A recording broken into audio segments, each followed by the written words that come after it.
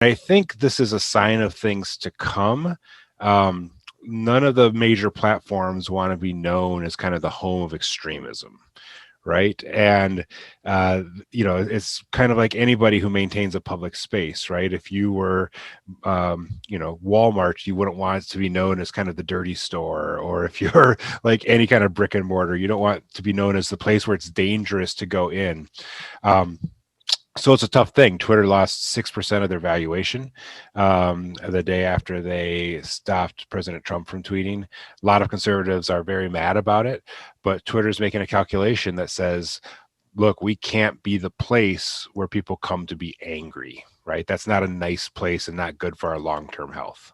They're not targeting groups, they're targeting behaviors, right? So the people who are being banned are people who have violated the terms of service in one way or another, incitement of violence, harassment, the whole nine yards. So I think Twitter would love it if they found more left-wing groups and accounts they could shut down, because they don't want to be known as hyper-partisan, right? They would love to be able to shut down some left-wingers to show that evidence, but it's the behaviors that are getting people shut down, not their identities.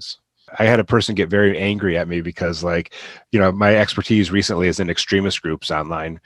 And so they were saying something about Antifa and like the extremist groups, Proud Boys, and everything. I'm like, oh, that's not true if you look at this and this and this. And they're like, do your research. And I'm like, dude, I'm a professor at the university whose specialty area is this. Like, when people say do your research, they mean look at my stuff. And he got very angry, like, who are you to tell me what's true or not, right? And the death of expertise, the availability of information, it's all creating this toxic mess where people are now able to create their own information realities.